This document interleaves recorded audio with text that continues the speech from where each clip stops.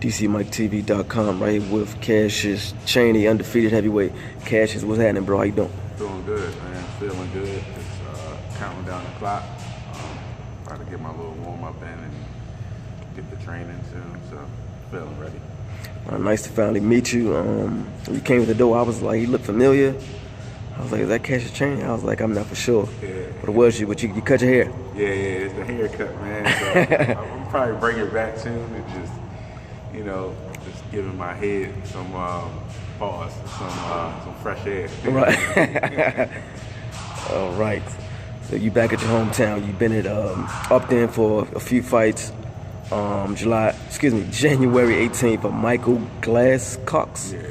Yeah. Your opponent, what do you know about him? Does he pose a threat? He has quite a bit of fights. He has like 13 fights, so he's been in the ring. You never really know when that light switch comes on for people. They've been in there, so I'm not underestimating him. I'm going in there. I'm gonna do what I got to do, handle my business, work off the jab, and let the rest follow down the middle. So I'm looking forward to it. I feel good. So what's it like fighting on you fighting on a Brian Jennings undercard, right? Oh, that's cool, man. Me and Brian Jennings hung out a few times when I was down in Florida training. Okay. He took me down. I saw him spar with David Hay, Antonio Tarver. He's just a good dude. So just being on one of his undercards is just great, man. Just a good feeling because he's a heavyweight, and it's really my first card that I've been on where it's heavyweight fighting. Okay. You know what I mean? So the rest have been like Kovalev and things like that. But to be on the undercard of Brian Jennings and Oscar Rivas is great, man. It's great. It really is good. It's a good thing for me. Right. This is my first time meeting you. A lot of people have gravitated towards you over the last 2 or 3 years. A lot of media outlets, know about you. You've been getting a lot of press. How does that feel? Do you like the press? It feels great, only because it's such a short amount of time that I've been boxing. I think I'm going on my 7th or 8th year boxing. So just being able just to take step by step is just different. And then me coming back home for boxing, it says a lot just for my situation and why I moved away, and for me to come back home, and for this to be the reason that brings me back home. It's just cool, and a lot of people are starting to understand and see that, and like I said, sports is changing,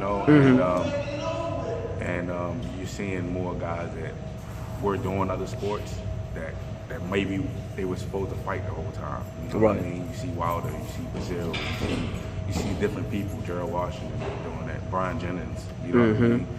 Stavern. There's a lot of guys that came from other sports that are really, really good fighters, but they just fell in love with something else early. Right. It's just great for me to get more and more attention. What's it like training around a lot of great fighters like Brian Jennings, Wilder, Gervonta Davis, Malik Hawkins, Damon Nicholson, Demetrius Ballard, Lorenzo. Simpson. What's it like training around all these great fighters? It's just really good because they have more boxing experience, right?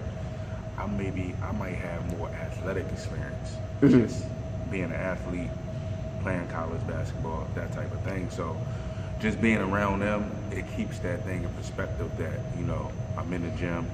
I'm around fighters that have been boxing for a long time, you know what I mean? And I'm still young in the sport, you know what I'm saying? I'm still real immature a little bit. Right. So I think now I'm starting to grow up, and it's different. Damon is younger than me, but you listen to him, you think he older. You know what I'm saying? You talk to him, you think he older. So it's like just getting, some drills from them, being around Coach Calvin, Coach Kenny, always getting jewels from them. It's just different. It's special for me to be here.